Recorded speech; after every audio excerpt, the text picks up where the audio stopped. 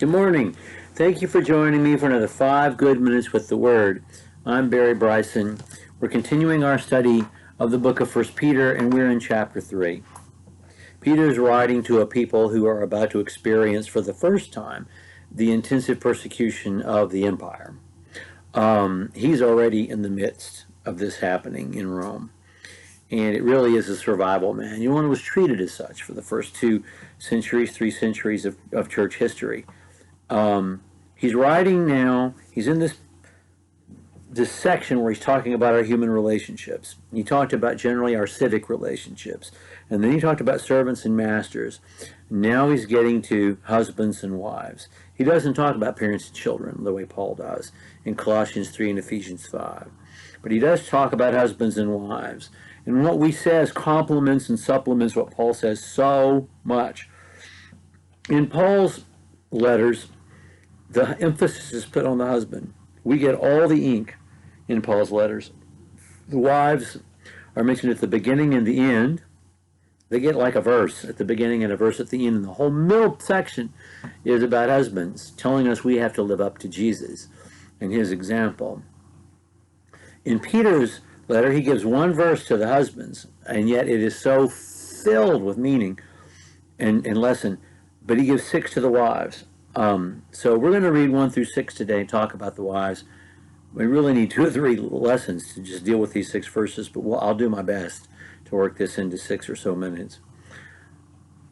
In the same way, you wives, be submissive to your own husbands, so that if any of them are disobedient to the word, they may be won without a word by the behavior of their wives, as they observe your chaste and respectful behavior. And let your adornment not be external, braiding your hair, wearing gold jewelry, and putting on dresses.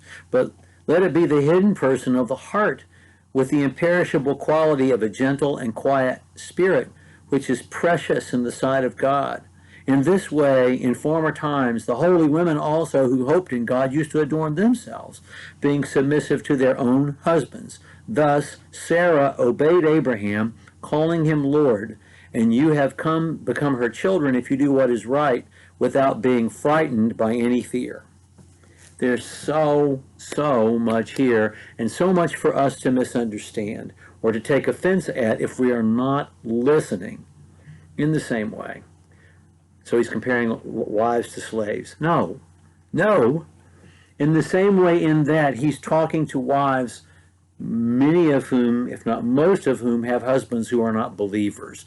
You're dealing with people who legally, in Roman law, have absolute authority over you. And he doesn't use the word obey. He uses the word submit. Submit to your own husbands. There is no program by which women are all women are submissive to all men, any more than all Christians are submissive to each other. Ephesians 5:25. This is between you and your own husband. And he's talking about, and we've talked about submission as following leadership, as respecting someone who takes the responsibility of taking responsibility, of being the one responsible for how things go. And that's the role that men are given quite clearly in Ephesians 5, Colossians 3. And we'll talk more about the men next time. We're in verse 7. So submit to your own husbands. And then he says, I know most of them, many of them, if not most of them, are not obedient. They're not Christians. Don't make that a test of wills. You just be who you are, and they'll see that. And they'll respond or they won't. That's a huge lesson too. You be who you are. And he talks about, respect, showing honor, showing respect, which all Christians do for each other and for everyone. Honor all men. And chaste. Chaste is a word that contains so much. There's the fidelity, the physical fidelity, but there's also the appropriateness, manners, kindness. It's all wrapped up in that word. And when they see the woman that you are, they're going to respond to that, or they're not. But winning the argument is not going to be in any way productive. And then he says, you are who you are inside. He's not telling them not to braid their hair. He can't be telling them that unless he's also telling them not to wear dresses. He's telling them, do not value yourself based upon your hairstyle, your jewelry, or your dresses. You are who you are inside, and you're valuable for who you are on the inside. That's why Sarah is the perfect example, because Sarah was rich and gorgeous. That we know that about Sarah.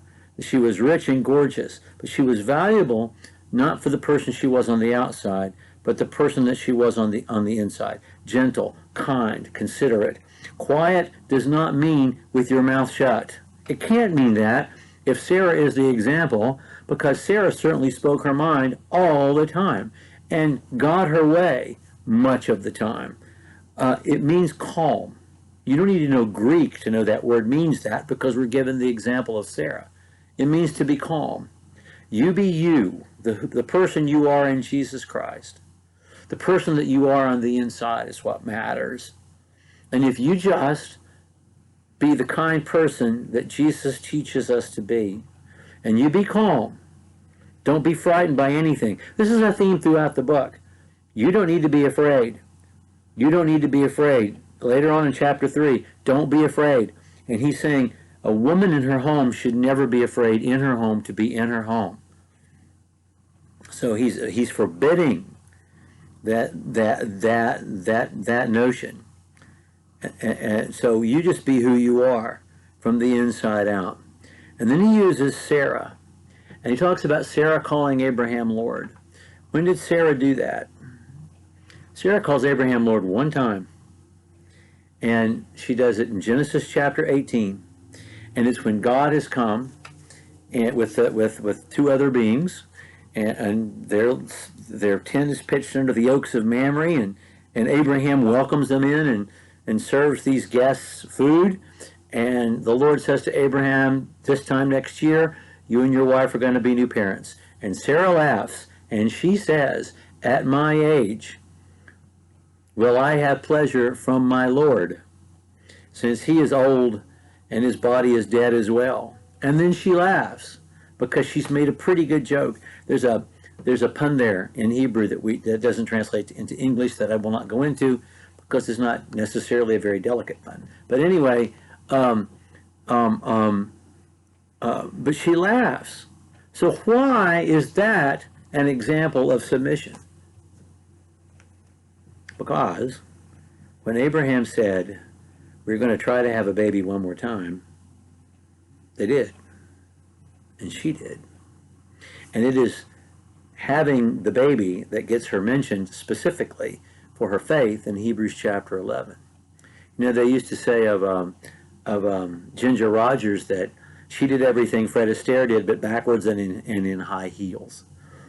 And I feel that way about Sarah, because everything that Abraham did, she did too. Every step that he made based on faith, she followed him. And that's why she's the example. Not because she didn't speak her mind or wasn't an assertive person, but because when her husband expressed godly leadership, she followed that leadership. She's the perfect example. Okay, I've taken almost double my time today. We're going to talk about one verse tomorrow, husbands, and we'll talk about that about them next time, about us next time, in verse 7. Thank you for joining me for another 5 good minutes with the Word.